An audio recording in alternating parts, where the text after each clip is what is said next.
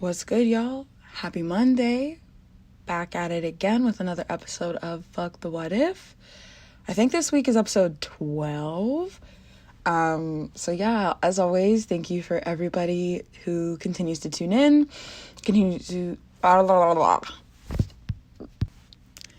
Thank you. That's all I'm saying. Thank you for everything that y'all do.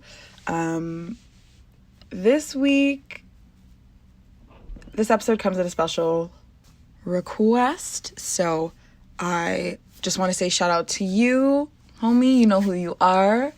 I hope your day's been going great so far, and you know that it's only going to go better from here. But without further ado, this week's episode is about cheating. Not so much about the cheater, because Lord knows we've already heard enough about them. To be productive in our 20s, I think it's very important to acknowledge the serious risks, I guess, that come with relationships, like heartbreak, betrayal. Because at the end of the day, like, everybody makes choices to further themselves in life. And some people's choices lack consideration for others. So this is really going to focus on not so much what it's like to be cheated on, but what do you do after? Like, okay, you've been cheated on, now what? Because oftentimes it's not something our friends are maybe comfortable discussing with us, or it's just a very uncomfortable conversation to have. Just to put it plainly. This episode's going to be a little bit stop and go. So I just want to apologize for the cuts right from the beginning. So you found out you've been cheated on. Either you went looking and found something you knew you were going to find or were hoping not to find. You were told you've been cheated on by somebody who has the audacity, or you've caught somebody in the act, which is fucking awful. I'm sorry. It's a wave of emotions that kind of hit you in the face all at once. I have been cheated on, so this episode does come a lot from personal experience. I think it's one of those things, though, that maybe we all end up going through in life, sadly. It's like a rite of passage or something, feeling that level of, I don't know. Yeah, literal betrayal from another human being. I think I am going to just brush a little bit on what it felt like for me. I don't want to spend too much time on this because, but we have to talk about it. We have to talk about what constitutes as cheating. Because with social media, with the amount of avenues and ways we have to connect and interact with each other, for some reason, it's a gray line. Somebody make that make sense. But cheating is whatever you and your partner define it to be. Cheating is a breach of trust in a relationship where you have allowed doubt to be sown, one, in your partner's brain, and two, you've acted on that doubt of them not like being the one. You've actually given them reasons to think you've taken actions to cheat on them. Period.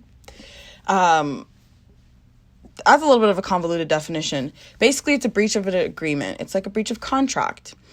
If your partner tells you that you texting other bitches and telling them you want to fuck or whatever is cheating, that's their definition of cheating.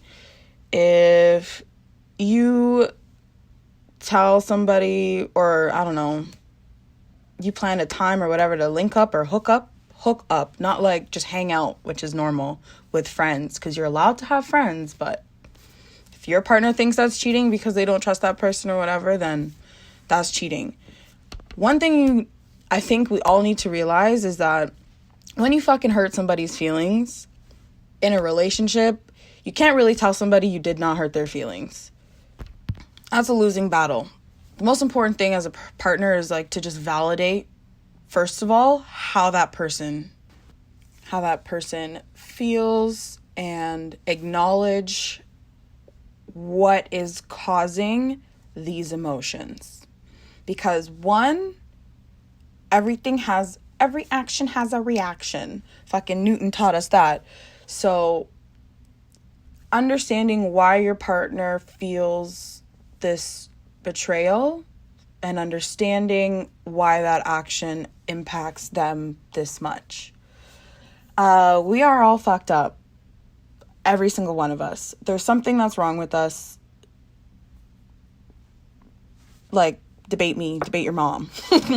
So, understanding what sets people off differently, what something that we haven't worked through, maybe your partner's feelings of betrayal are rooted in something that's not valid. Like, you have a female or a male best friend of the opposite sex, and you just want to go spend time with this person because that's your best friend. But your current partner has been cheated on in the past, and they've explained to you that they got cheated on because their previous partner used the best friend excuse, whatever the fuck it was. It was similar enough that you telling them you're going to go hang out with this person has now made your partner feel like, oh my God, they don't love me. Oh my God, they probably want to date this person. Oh my God, why am I not enough? Blah, blah, blah, blah, blah. Everything that's coming into their brain that you don't approve of because, one, you love this person. You don't agree with those negative thoughts because they're not true. They're all just based in feelings from a past experience. So that's what I mean. Acknowledging and validating that, like, yes, I know that you feel this way, and I know that this is something that can bring this type of feelings out of you. But at the end of the day, like, as individuals, as human beings, we are all different people. You need to have that conversation with your partner for them to, like, accept your friendship, or maybe that person's not for you. And that's just the reality of relationships. So, cheating is what your partner defines cheating as. You're not going to change their mind on that emotion, that very strong emotion. So understanding, like, what their boundaries are, what each other's love language is, so that you're not speaking that love language to anybody but your partner. All right, I feel like we've just been talking about feelings. So actual, like, cheating. Now that you've been cheated on, now that you found out you've been cheated on or been told whatever, the fuck do you do next? Well, I'm not going to give you advice. I'll tell you what I do instead. Or what I did. Because love life experiences, that's what we're here to share. Oh God. The first time I got cheated on, it was like, I want to say it was 16 or 17. And I had a feeling. That's usually how it starts. And we had a really great day or whatever. And I asked a very specific question. Straight up, I asked, like, oh, like, what are you guys talking about? Like, la, la, trying to not make it a thing. Because I thought I was a reasonable person. 16-year-old Aaliyah and 22-year-old Aaliyah are very different people. Disclaimer. But 16-year-old Aaliyah asked about conversations between her partner and this person. And she was given the response that maybe we should save this for when you're sober. And as a girl, as a partner, like, as anybody, you hear that shit, your red flags, my red flags went fucking off. So I saved that thought for later. I was absolutely 100% underage drinking. I was inebriated, but I wasn't driving nowhere. It doesn't matter. I was with friends, family, safe space. And so later happened. Save that thought for later. She got pulled out of the woodworks because we had sobered up. It was like 5 a.m. And we decided to go looking for what we knew existed, and we found it. Unfortunately, I vividly remember the negative thoughts, the negative emotions that came immediately. I remember first, literally, like my gut, I felt like I was going to vomit. When you find out, literally, your world, like they say your world goes upside down, but let's put this into perspective. Okay, not for me, but for us. When you get into a partnership or a relationship with someone and you've agreed that this is going to be a monogamous relationship, that moment where you find out that simple agreement has been broken is the equivalent of your future plans like crumbling. In that moment, when you get cheated on, you don't want to get cheated on. You don't want to find out that your suspicions have been proven right. But when you do, in that moment, it's sickening. Like, I'm getting goosebumps talking about it. This is actually crazy. But you get it's a very strong feeling. So after that sickness that I felt, literally thought I was going to vomit. Not because of the alcohol, but because of the bullshit my eyeballs were exposed to. I was angry. Like, it flipped a switch. I went from, oh my God, I'm ready to throw up and cry and become a bottle of fucking depression because the person that I love doesn't love me the way they say they do, which is the biggest thing in a relationship. But the second thing that I felt was pure anger.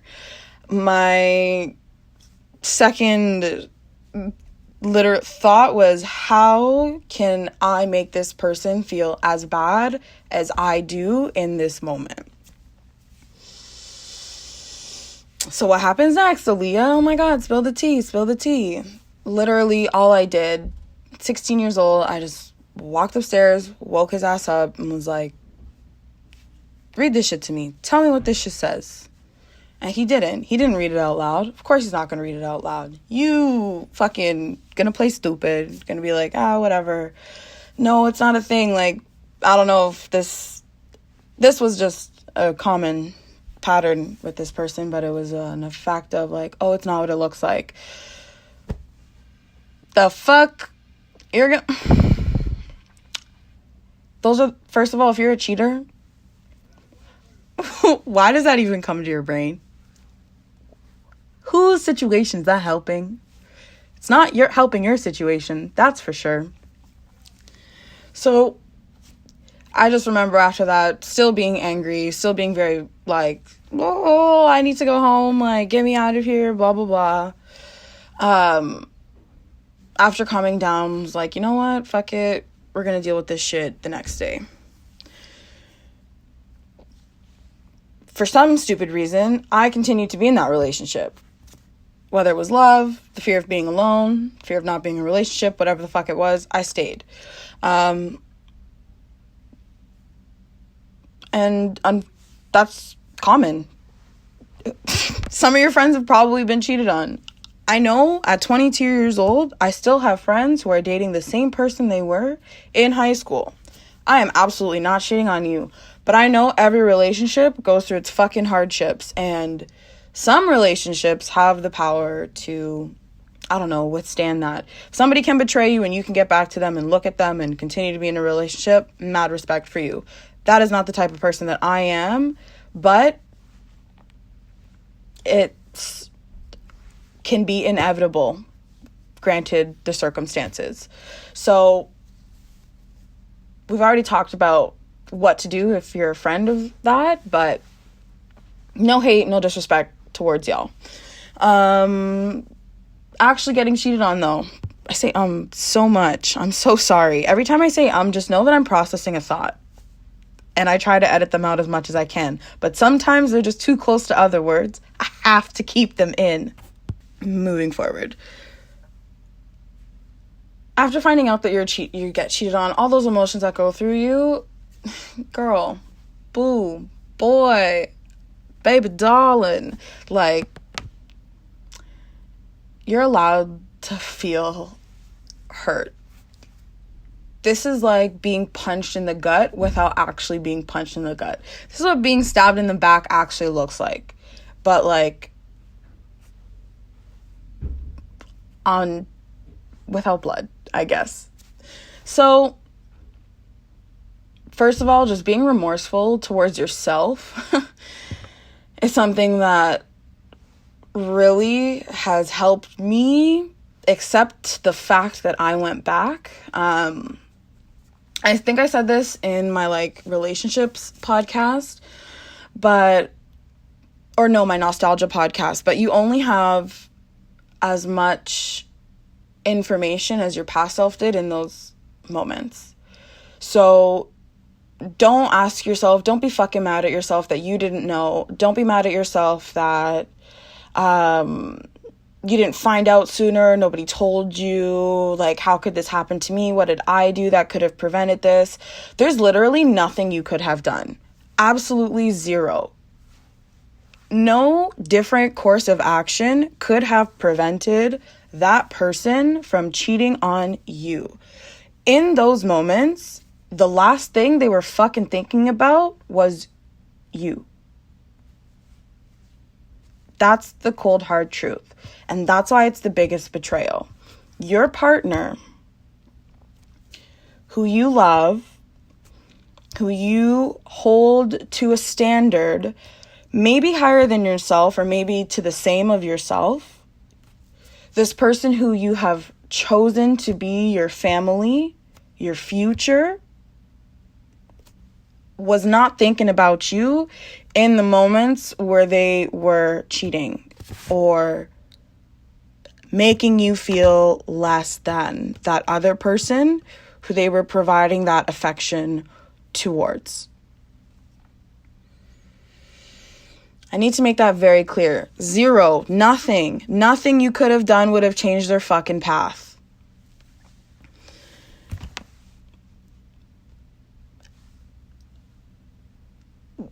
The hardest thing, though, about cheating is, like, being grateful for the relationship. Besides the fact you were cheated on, you fucking know there were amazing moments, amazing memories, fantastic shared experiences that you have with that person. And those things absolutely are okay to love, reminisce, and appreciate, separate from the cheating. Because yes, there were moments, I can guarantee you, where that person loved you as much as you loved them. And that might be a little bit hard to accept at first, but keep in mind, you both chose each other at one point in time. So the love or the whatever you guys defined your relationship, I don't know, not everybody uses love, but just basic human things. Maybe I'm thinking too much, but the love that you guys shared at any point in your relationship that you can think of, like blissful moments, definitely hold those close. That's going to make this a little bit easier. Because when you can appreciate the really good moments, when you can appreciate those moments of super high highs, like, you look at the cheating and you're like, bro, I ain't deserve this. I didn't deserve that. And you start to unpack and realize, like, what could have caused this person to go down that path outside of anything that you could have done. Like, a very genuine example, like, there's no excuse to cheat. There's no justifiable reason. And I'm not saying it's acceptable for anybody to cheat. But the one circumstance that always comes back to my mind is people who have had parents who have been unfaithful. That's going to repeat itself. The best lesson, well, one of the best dating advice tips that I've ever got in my life came from my stepdad. And he told me, your partner is most likely to end up like with whichever parent they spend the most time with. Not that you're going to be the fucking carbon copy of your parents, because of course, as children of our parents, we want to be nothing like them. However, we do, of course, take small things, tidbits, lessons, whatever it is, from our parents that we ingrain in ourselves and can't really recognize yet. Cheating is one of those things. Cheating can be generational. Cheating can be fucking inherited from just seeing it in your life, or knowing that that's where you come from, or that just being something that you're consistently exposed to at whatever age. So that's just one example. If you're like out of a relationship and you've just been cheated on, like asking yourself, what would cause this person to cheat? Like, did they have that family history? Was there something that you think they had asked you for, you didn't provide? Like, that's still not on you. That's still on them. They still chose to go outside of what you all agreed to and find it elsewhere. So that's still a breach of the agreement. Still cheating. But understanding and accepting the facts around the situation of what could have occurred is literally like, that's as far as you need to get into thinking about why. Because all you can do after that is accept that you were cheated on and that there's nothing you could have done to stop it, which is the hardest part of the process. Nobody deserves to be cheated on. People who cheat really are very just immature. I want to just go on a limb and just say they lack emotional intelligence and respect for other human beings. So if you're feeling down about being cheated on, don't. Just know they fucked up a really good thing. They fucked up probably one of the best things they could have had. And if that thought is what keeps you going, please let it be, because I just want you to remember, if they did it once, it could happen again, depending on the integrity and the character of the partner you choose. I do believe in second chances. I do believe people make mistakes. However, depending on the person who cheats, it can definitely be a personality trait. So pick your battles wisely. Love yourself and know that you deserve a partner who will not cheat on you.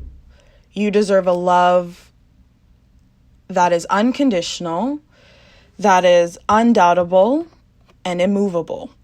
A love that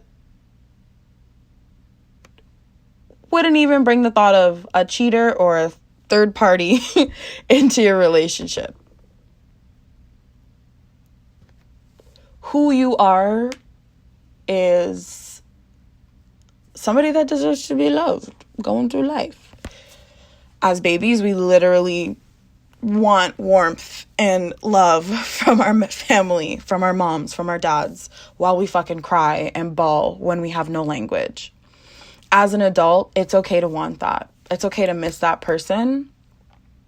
But just remember who you are. What you've been through is not always what you deserve. And fuck a cheater. Fuck them.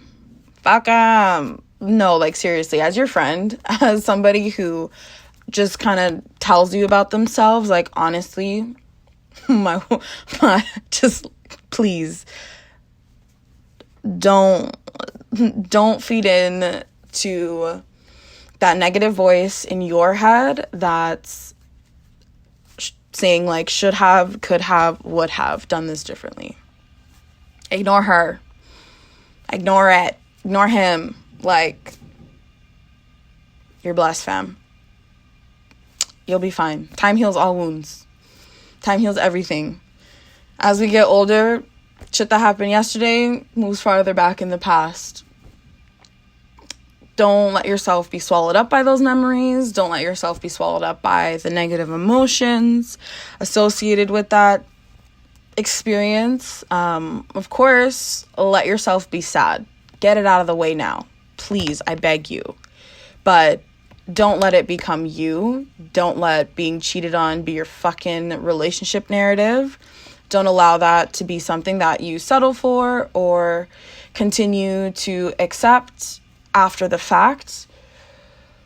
Do better for yourself, for your family. And yeah, just love yourself. Because sometimes even your partner might play you.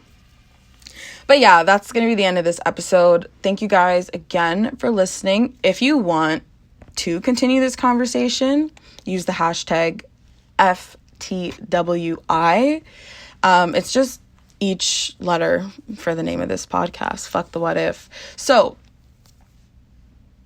as always, thanks for listening this Monday. Again, to my homie who requested this, I hope your day is amazing.